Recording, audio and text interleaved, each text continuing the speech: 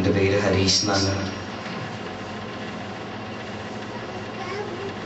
യേശുവിനെ കണ്ടുമുട്ടിയപ്പോൾ ജീവിതം കർത്താവ് പാടെ മാറ്റിക്കളഞ്ഞു. ഞാൻ ദൈവത്തെ തിരഞ്ഞെടുത്തതല്ല, ദൈവം എന്നെ തിരഞ്ഞെടുത്തതാണ്. വചനപ്രകാരം പറയുന്നു,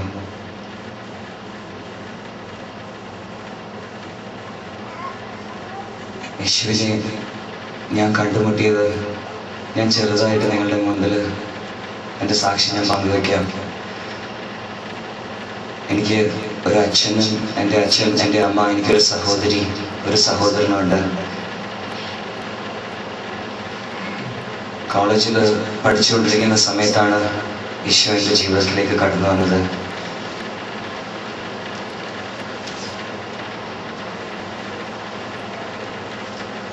കോളേജ് പഠിച്ചുകൊണ്ടിരിക്കുമ്പോൾ എന്ന് പറയുമ്പോൾ നമുക്കറിയാം, നമ്മൾ ഏറ്റവും കൂടുതൽ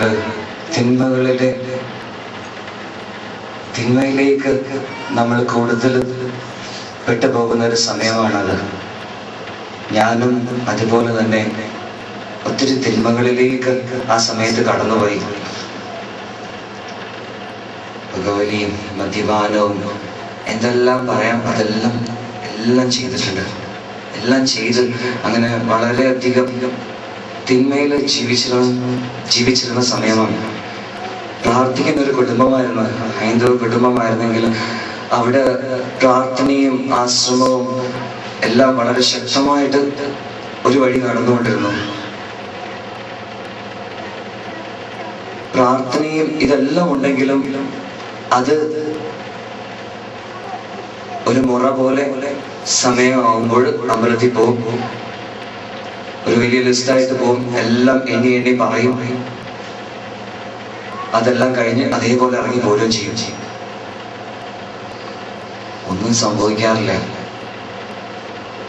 പക്ഷേ അതാണ് പഠിപ്പിച്ചത്, അച്ഛനും അമ്മയും പഠിപ്പിച്ചത് അതാണ്. അത് കണ്ട് പഠിച്ചു, അതേപോലെ ആവർത്തിച്ചു. പക്ഷേ ജീവിക്കുന്ന ഒരു ദൈവത്തെ അവിടെ കണ്ടുമുട്ടാൻ സാധിച്ചിരുന്നില്ല. അങ്ങനെ ഇരിക്കുന്ന സമയത്താണ് തൊട്ടടുത്തുള്ള ഒരു ക്രിസ്ത്യൻ കുടുംബം, അവര് എപ്പോഴും വന്ന് എൻ്റെ വീടിൻ്റെ അടുത്ത് വലിയൊരു ദുരന്തത്തിലൂടെ അവരും ആ ദുരന്തത്തെ അതിജീവിച്ച് ഡിവൈൻ ധ്യാന കേന്ദ്രത്തിൽ പോയി ധ്യാനം കൂടി വന്ന് ഈശോയെ ശക്തമായി സ്വീകരിച്ച് തിരിച്ചു വന്നൊരു കുടുംബം. അവര് ഈശോയെ ജീവിക്കുന്ന ദൈവത്തെ ഉൾക്കൊണ്ട് തിരിച്ചു വന്നതിന് ശേഷം അവർക്ക് ഇത് ഉള്ളിൽ വെക്കുവാൻ സാധിക്കാതെ അവർക്ക് ആരെല്ലാമോടൊക്കെ പറയണം. അപ്പൊ ഓടി വന്ന് സംസാരിച്ചു തുടങ്ങിയത് എൻ്റെ അമ്മയുടെ അടുത്താണ് ഈശോയെ കുറിച്ച്.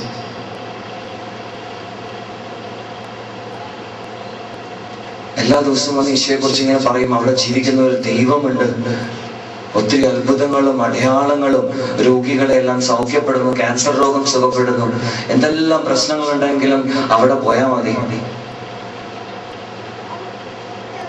നിങ്ങൾക്ക് ജീവിക്കുന്ന ദൈവത്തെ കാണാമെന്ന്.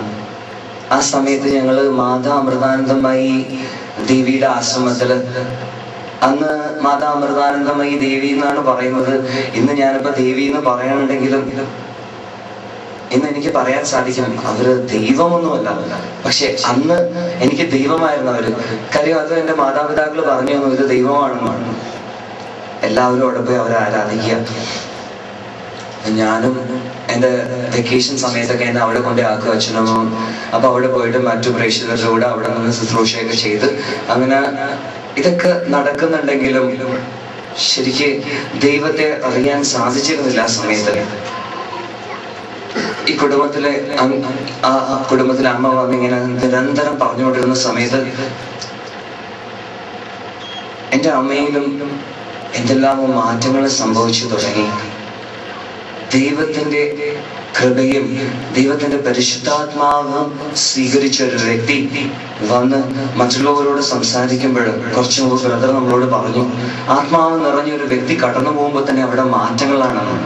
ഈശോയെ സ്വീകരിച്ചു വന്ന ആ കുടുംബം വന്ന് സംസാരിച്ചു തുടങ്ങിയപ്പോൾ പ്രകാശം നിറഞ്ഞ അവരിൽ നിന്ന് ദൈവത്തിന്റെ ആത്മാവ് പ്രകാശമായി എൻ്റെ അമ്മയിലേക്കും കടന്നു വന്നു. ഉള്ളിൽ ഒത്തിരി മാറ്റങ്ങൾ വരുത്തി തുടങ്ങി.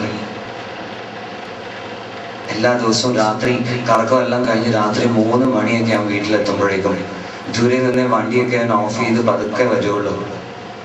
കാര്യം അച്ഛൻ ഇരുന്ന് ചീത്ത വിളിച്ചു തുടങ്ങും. കാര്യം എൻ്റെ വണ്ടീൻ്റെ സൗണ്ട് കേൾക്കുമ്പോൾ തന്നെ അച്ഛൻ അവിടെ നിന്ന് ചീത്ത വിളിച്ചു തുടങ്ങും 3 മണിക്കൊക്കെ കയറി വരുമ്പോഴേക്കും. അപ്പൊ ഈ ചീത്ത വിളി കേൾക്കാതിരിക്കാൻ വേണ്ടിയിട്ട് ഞാൻ ദൂരെ നിന്ന് ബൈക്ക് ഓഫ് ചെയ്തിട്ട് പതുക്കെ തള്ളിക്കൊണ്ടുവരും. എങ്കിലും ഗേറ്റ് തുറക്കും. അമ്മ തുറക്കുമ്പോൾ സൗണ്ടൊക്കെ കേട്ട് അവിടെ നിന്ന് 4 ചീത്ത നിന്നാ പറയും അവിടെ ഇരുന്ന്. അതൊക്കെ കേട്ട് കഴിഞ്ഞാൽ അതൊന്നും എനിക്ക് അന്ന് ഏക്കില്ലായിരുന്നു. കാര്യം ഞാൻ മറ്റേതോ ഒരു ലോകത്തിലായിരുന്നു ജീവിച്ചിരുന്നത്. അങ്ങനെ ആ ദിവസങ്ങളിൽ ഇത് കേട്ടുകൊണ്ടിരുന്നപ്പോൾ അമ്മ എന്നോട് പറഞ്ഞു തുടങ്ങി ഇങ്ങനെ ഡിവൈൻ ധ്യാന കേന്ദ്രത്തെ കുറിച്ച്.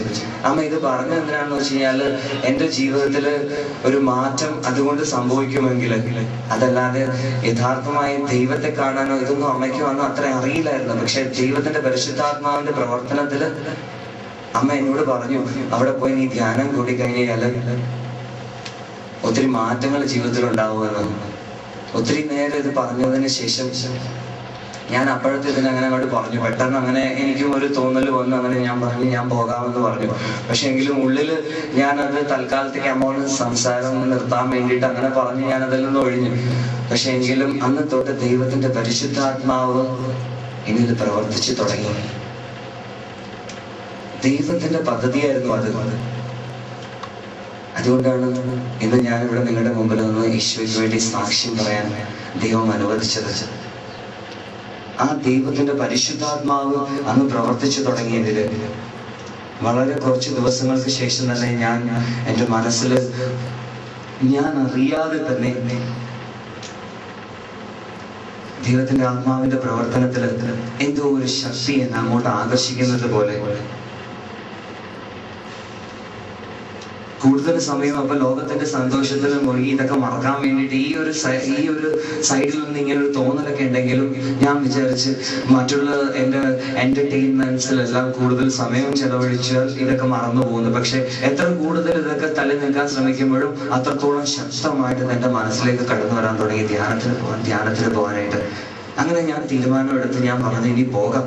കാര്യം മനസ്സിൽ എന്തോ അതെന്താണെന്ന് എനിക്ക് അന്ന് മനസ്സിലാക്കാൻ സാധിച്ചില്ല. പക്ഷെ ഇന്ന് എനിക്ക് പറയാൻ സാധിക്കും പരിശുദ്ധാത്മാവിന്റെ പ്രവർത്തനമായിരുന്നു അത്. അങ്ങനെ ഞാൻ ഡിവൈൻ ധ്യാന കേന്ദ്രത്തിൽ ധ്യാനത്തിന് പോകാമെന്ന് വീട്ടിൽ ചെന്ന് പറഞ്ഞ വഴി ഓടി അമ്മ എൻ്റെ അടുത്ത വീട്ടിൽ ചെന്നിട്ട് ആ സ്ത്രീയോട് ചെന്ന് പറഞ്ഞ് മകൻ ധ്യാനത്തിന് പോകാൻ സമ്മതിച്ചു, നിങ്ങൾ വേഗം എന്നെ കൊണ്ടുപോകാൻ എന്നുള്ള ഏർപ്പാട് ചെയ്യണം. അങ്ങനെ അവർ പെട്ടെന്ന് തന്നെ എൻ്റെ മനസ്സ് മാറുന്നതിനൊക്കെ മുമ്പ് അവർ വേഗം ഡിവൈനിൽ എന്നെ പറഞ്ഞ് വിടാനായിട്ട് എല്ലാ ഒരുക്കങ്ങളും ചെയ്ത് 1994 ഞാൻ ഡിവൈൻ ധ്യാന കേന്ദ്രത്തിൽ ധ്യാനിക്കാനായിട്ട് കടന്നു ചെന്ന് ഒരു കാര്യം ചോദിച്ചോട്ടെ, ഇവിടെ ആദ്യമായിട്ട് ഇതുപോലെ ഒരു പ്രാർത്ഥന കൂട്ടായ്മയിലേക്ക് കടന്നു വന്ന ആരെങ്കിലും ഉണ്ടോ? ആരെങ്കിലും ആദ്യമായിട്ട് വന്നവരൊന്ന് കൈയൊന്ന് പൊക്കോ. ആരൊക്കെയാ ഉള്ളത് ആദ്യമായിട്ട് വന്നവര്?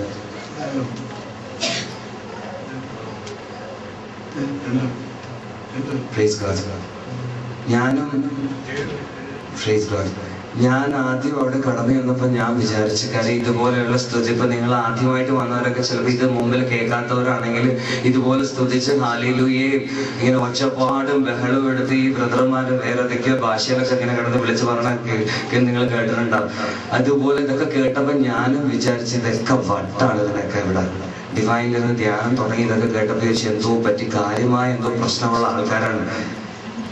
എല്ലാവർക്കും എന്തോ ഇവർക്കാണ് ശരിക്കുള്ള പ്രശ്നം, എനിക്കൊരു കുഴപ്പമില്ല എന്ന് പറഞ്ഞ് ഞാൻ അവിടെ ഇരിക്കുന്നത്. എല്ലാവർക്കും പ്രശ്നക്കാരാണ്. അങ്ങനെ ഒരു ദിവസം അവിടെ നിന്ന്